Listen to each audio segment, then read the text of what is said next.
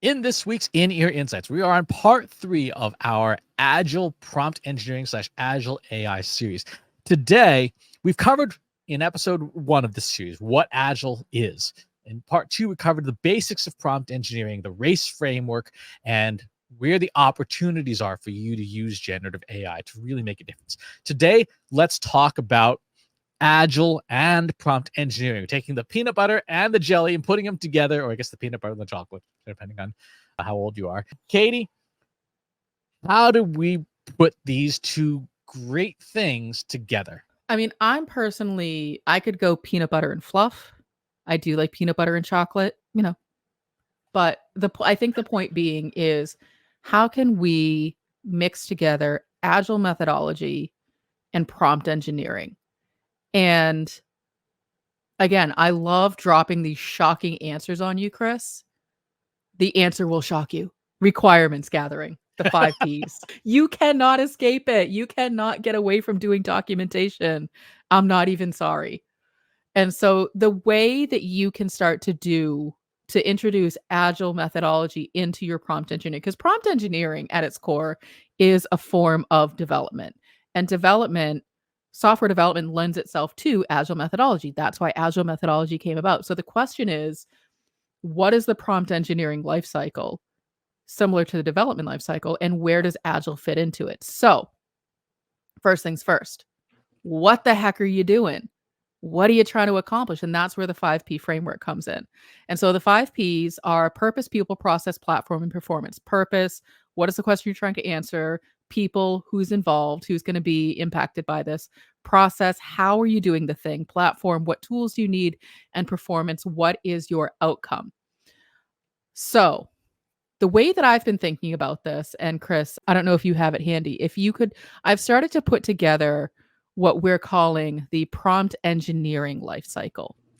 And so what we can do is sort of walk through where all of these things fit in. So prompt engineering, similar to software development, can go through a basic core set of steps. Software engineering, you would do your planning, your development, your testing, your deployment, your maintenance. Prompt engineering, you can go through those same set of steps. What I've included here is how you can utilize different frameworks at each of the phases in order to make your prompt engineering process more streamlined. And so with planning, you start with the 5 Ps. So you figure out your purpose statement. Why am I doing this? What problem am I trying to solve? Who needs to give, feedback on this thing? Who's going to benefit from the outcome of this thing? What process do I need to do? Does this include like extracting data from different places, doing some market research, whatever the thing is? What platforms? This is your generative AI system, in addition to where the outcome is going to live. If there's other platforms like your CMS or your marketing automation, and then your outcome. After I do this thing, this, big amorphous thing, what is my end result? How do I measure success? And so that's your planning phase. Then you have your development phase and your testing phase. This is where you can get agile. You can be more iterative.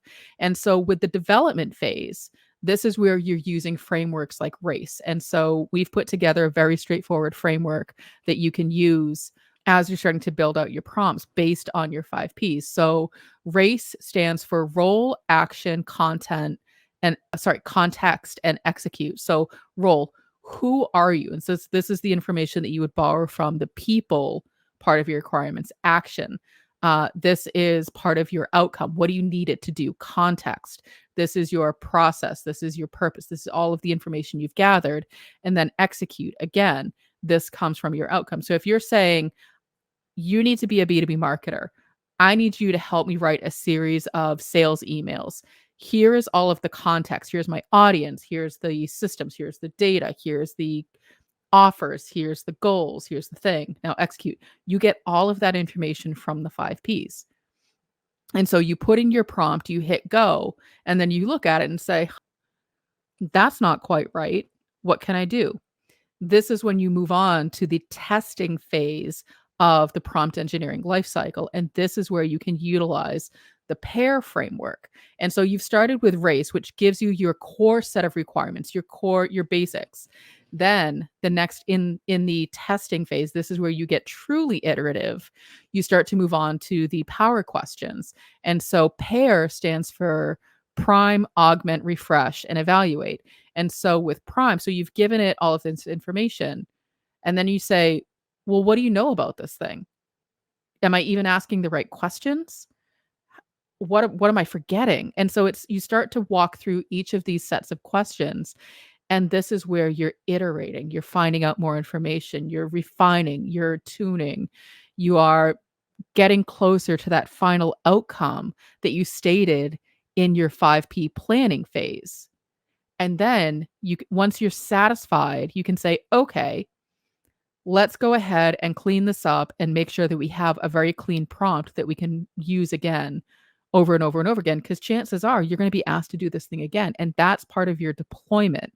So that's what goes into your prompt library. You say, this is my big, long, 10-page prompt, but it's repeatable. I can use it over and over again. So that's your deployment. And then the maintenance part of the prompt engineering lifecycle is revisiting these prompts on a regular basis to give it new information. Maybe you have a new set of customers. Maybe you've entered a new vertical. Maybe you have new offers. Maybe you've changed the marketing automation system that you're using to send out emails. And so altogether, this is the prompt engineering lifecycle. Planning, where you do the 5Ps, development, where you use the race framework, testing, where you use the pair framework, deployment, where you put things into your prompt library, and maintenance, where you make sure that your prompts are being kept up to date. And I want to point out that in particular, the race framework is software. So this is an example of a Python script, right? And then in this case, this is to make a bot for Discord. And you'll note up here are the imports. This is the equivalent to the role telling the script, hey, here's the things you're going to need. There are a bunch of actions, like here is a couple of functions that you have. There is a bunch of context. Here are the variables and connections and things that you're going to need to make. And then at the very bottom is the main class where the script executes. So role, action, context, execute. Literally, you can see it in real code, in Python code. So when we're talking about prompt engineering and treating it like software, it's not just because it sounds cool. No, this is actually how software functions. And if you want thorough and complete responses from generative AI, incorporate that. And just as with the pair framework, part of refining code is human review, like with code review. Right? Part of it is Googling on Stackit Exchange and all these other sites for code snippets. Like, how do I do this? I don't remember how to do this thing, right? Part of it is pressing the run button and seeing, does the code even run? And so even though we have these frameworks, they're not made up out of thin air. These are made from software development practices. And so I guess in this section of the show, Katie, how do we now, what Agile practices, if any, would you incorporate, particularly into development and testing? So I think this is where you would want to have your backlog. So you would start with, here's the universe of things. So I did my 5Ps. I know my purpose. So if my purpose is, I think in the last episode, we were talking about getting scopes of work done. I would want to list out the universe of things that it does and does not include. And so this is anything from, it always has to include a strategy and tactics and prerequisites, deliverables, timeline. Those are non-negotiables. And so you start to prioritize those as the highest pieces on your backlog. So those are always going to be right at the top. Other things might be background information, might be mission statements, depending on who the potential client is, that may or may not be something that they need to see. They may need to have language in there about our approach to creating proprietary software, or what it looks like to work with an agency that utilizes generative AI for getting client work done. Those become just a list of features on your backlog. so that when you start to build your race framework, when you start to get into development, you can pull from your backlog and say, is this a priority or is this not a priority right now? And as you're going through and building your prompts, you're going to want to include or take out some of those backlog items. And so, you know, let's say you have a client that you need to build a statement of work for. You have all of the background information in the prompt that you've built previously. So you pull that out of your prompt library, you bring it over to your development environment, which is the generative AI interface, and you say, what stays and what goes? Based on the 5 Ps, what information do I need and what is, excessive in this particular instance? That's where you start to do your iterating. So you say, okay, if I take this out, what does that look like? Okay, that's not working. If I include this, what does that look like? And so you're in some ways doing a very concentrated set of sprints. And so because it's usually, software development sprints usually take about 2 weeks. In this instance, it's not going to take it shouldn't take 2 weeks. It should probably take a matter of minutes or even a few hours depending on how complex the ask is, but you can iterate it over and over and over again by pulling things out and putting things back in, and that sort of becomes your blend of development and testing. First you have to do race, and then you start to refine it by putting things in, asking questions, giving it more contextual information, adding data, adding research, and that's your iteration. So it's not just okay, I've put everything into the prompt, I've hit go, and I'm done. Right. Especially when we're talking about deployment. So this is part where the Agile framework and all software development frameworks really matter, because once you go from consumer use of generative AI to enterprise use, where you are taking a prompt and scaling its use, you've got to get development testing right, because once that goes into a piece of software, then you have limited opportunities to make changes. So I will show you an example here.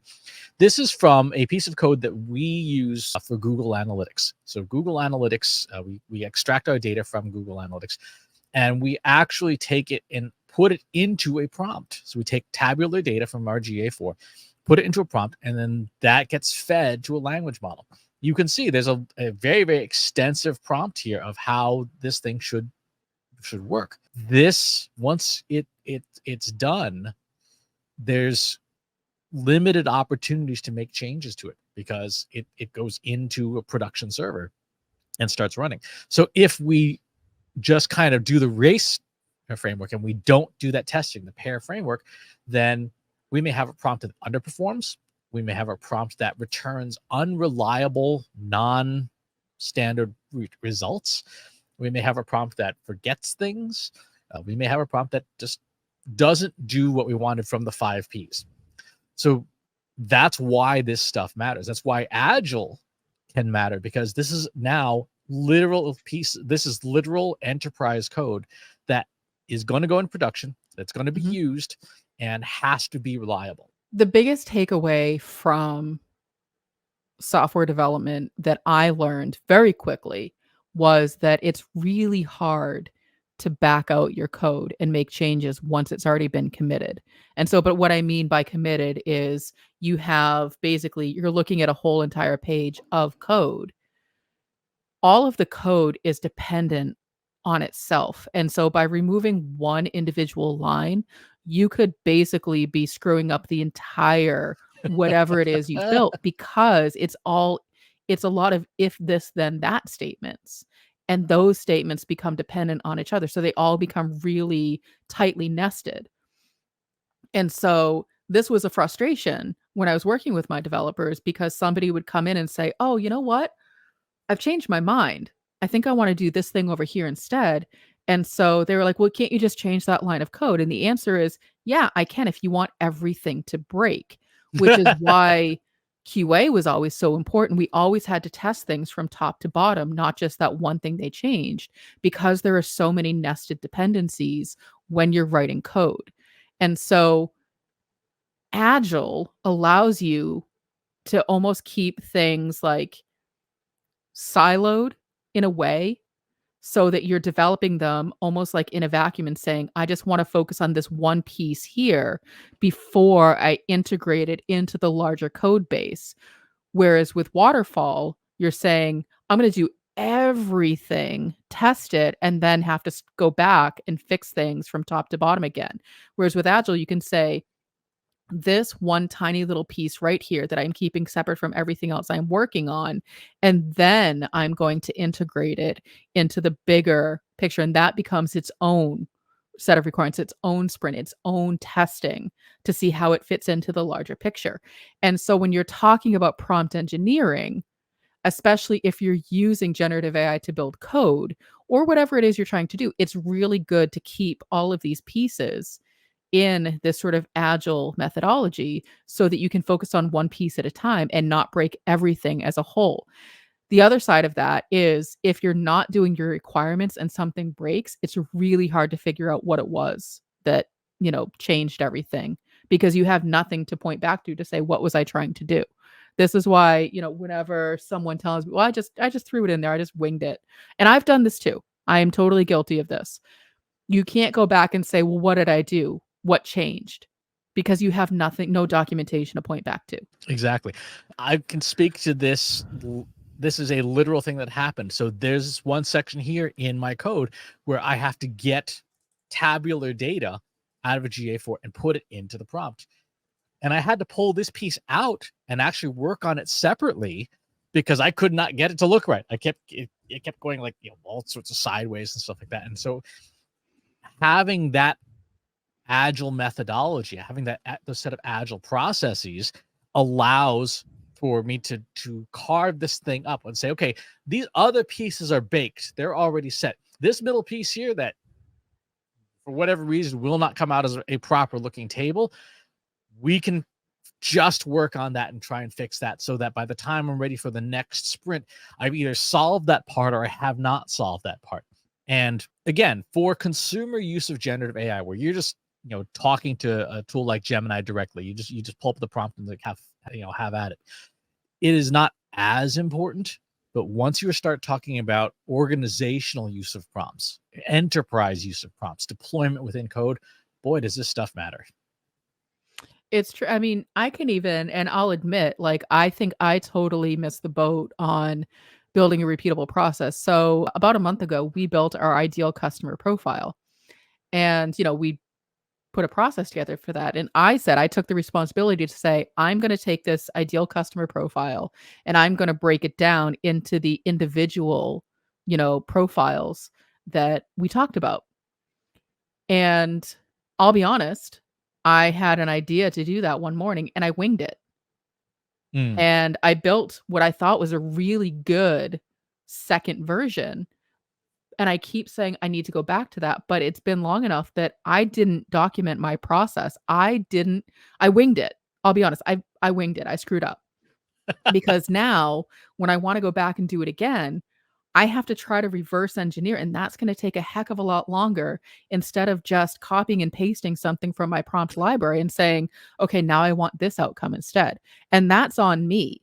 Like, shame on me for not following my own advice. And we all do it, but then we learn from it. We see how painful it is, figuratively and literally, how painful it is to not have done that planning process at the beginning, because then we can't be agile. We can't do things in a more efficient way. So now I have to start all over again. And hopefully I'm going to learn from my mistakes and not, wing it next time. Yep. And this is, again, where we can take software development practices and implement them even just within our consumer prompts. This is an example of a translation prompt that I wrote. And what's different about it is it obviously has a bit of role. It has a bunch of action steps and context. But then there's a section for variables where I can just say, this is the source language that I'm just working. This is the target language. Here's how I want to do it. Here's the formality, tone, ambiguity, and document context. This is all context information here that, like code, I would change based on its usage. But then if I do that, I retain all the other parts of this prompt that are really good, that are solid and baked, and all I have to do is adapt that portion. So this isn't even in the testing phase. This is back at the race framework of role, action, context, execute. This context section should be templated. This context section should be standard variables, so that if I give this prompt to you, Katie, you can take this and use it immediately. Like you say, okay, here's what I'm going to be translating. Here's the target language I'm translating into, et cetera, and you'll get the benefit of it. If you build something like this for an ideal customer profile, you could hand the whole thing to me and say, okay, Chris, now I want you to do an ideal customer profile for a marketer in the healthcare vertical. And I just changed, target industry, healthcare, and Right. target company size, this, and the rest of the prompt gets preserved. So this whole process, it really, in some ways, we're less talking about prompt engineering of individual prompts, and we are more talking about the process of using prompts to build prompts in a way. It's process development. And project management, when you talk about waterfall, when you talk about Agile, is so much about the process. And it's the part that people hate. They just want to do the thing. They just want to put fingers to keyboard, press buttons, and do the thing and have a thing. But in order to have a thing, you have to step back and do those requirements gathering. You have to do that process development. And then, believe it or not, then you can just go ahead and do the thing. And the thing comes so much faster because you've done all of that upfront work. And that's the part that is, I feel like, mind-blowing to people, is like, well, it's going to take me so long to do those requirements. Possibly, but you do them once. You don't have to do them over and over and over again. Do them once. And that's where we start to talk about Agile. And that's why, Agile is constant planning, but you get into that habit, you build that muscle memory, and it becomes second nature, where you're just like, let me, do my user stories. Let me write out the 5 Ps. Boom, I can do the thing. I already have all of my resources. I have those prompts in my library. I've already done that research. I've already done that work. I can just change the context and bang out 10x the amount of work that I would have done previously. Exactly. Going back to our first episode in this series, the difference between a prefix menu versus a short order cook. Yeah, the short order cook has to get a lot of prep work done, but then you can adapt as new things come in. If you've done all that prep work and you have the prompt library and you've built your prompts to be modular and to be customizable and to be used by not just you, but other people in your organization, you are ready to handle whatever comes your way. So to wrap up, Agile absolutely does apply to prompt engineering, because prompt engineering is software development. And of course, that's literally where Agile came from, was software development. So try incorporating these processes, starting with the 5 Ps, and then moving on into the race framework, the pair framework, how you're going to deploy this stuff, and then how you're going to maintain it. If you've got some thoughts about how you are using Agile with prompt engineering and generative AI, and you want to share them, hop on over to our free Slack group. Go to trustinsights.ai/analytics for marketers, where you and over 3,000 other marketers are asking and answering each other's questions every single day. And wherever it is you consume the show, if there's a channel you'd rather have it on instead, go to trustinsights.ai/TI podcast. We can find us where most podcasts are served. And while you're on your channel of choice, please leave us a rating and a review. It does help to share the show. Thanks for tuning in, and we'll talk to you on the next one.